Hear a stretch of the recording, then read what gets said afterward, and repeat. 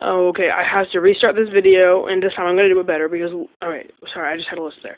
Alright, this time I'm going to do this video much better.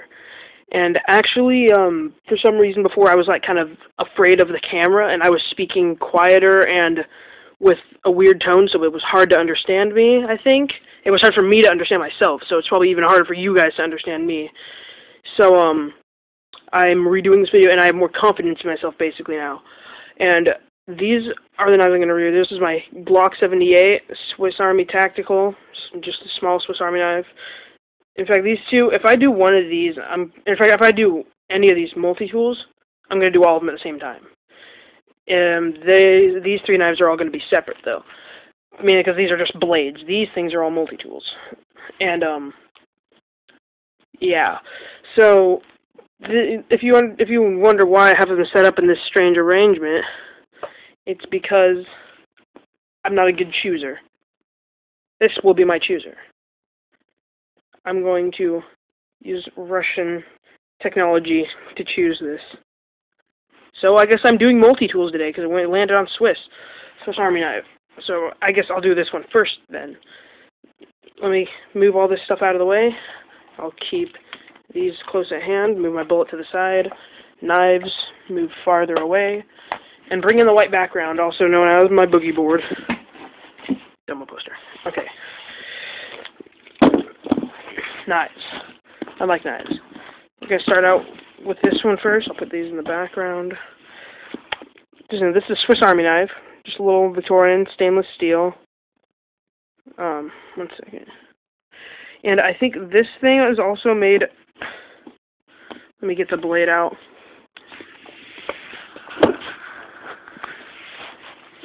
I'm holding this with my legs, so it's kind of weird.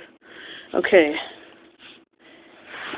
This thing has an inscription on the side of the blade. You will not be able to read it because my camera does not have that good quality. So I'll read it to you. Okay, it says, Victorinox, Switzerland, stainless, rust-free. And if I did upload that Barracuda video, this is the Barracuda, you'll notice it also says rust-free under Barracuda. I've also seen a switchblade that says rust-free and then Italy on that. So it might be an Italian company. That knife over there happens to be made in China. So I'm not exactly sure. This thing apparently is made in Switzerland. And the switchblade that I saw was made in Italy. So apparently rust-free gets around a lot. Anyways, that was a very small blade, kind of a sharp tip. It's got, you know, basic tweezers. I don't like those tweezers. They're not as strong as I would like, but, I mean, if I lived out in the desert and I was getting cactuses all the time, I would like them. These are scissors. These probably work great when they just came out, but when I got this knife, somebody had been trying to cut the wrong thing with them, because they're... If you can hear that... That's from them rubbing, the knives having chunks of them rubbing against each other, and that's not good. It also has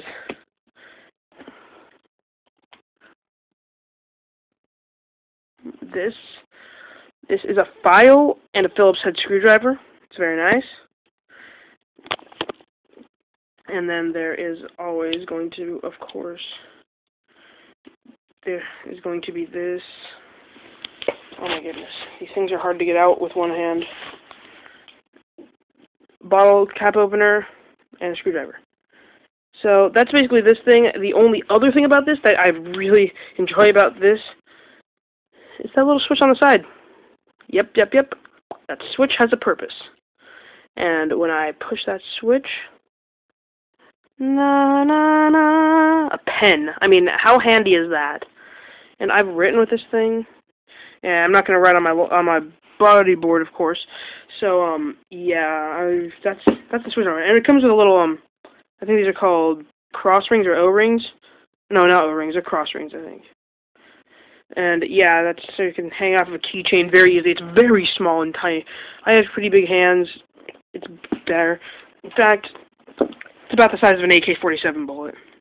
It's a pretty tiny little knife. So that's that Swiss Army. This one is very similar in the fact that it is, if you can read that, it says Swiss Tech. It's a Swiss Plus Tech, so it's like a traditional Swiss Army knife plus modern technology, including one of my favorite features about that. You can probably already see it. Flashlight, LED flashlight. Not the best LED I've ever seen. It's definitely not the brightest, but I do like it. It is handy in the fact that it doesn't get in your way, really. My other problem is that switch kind of pokes out a little bit unless it's down, and then sometimes that can automatically actuate.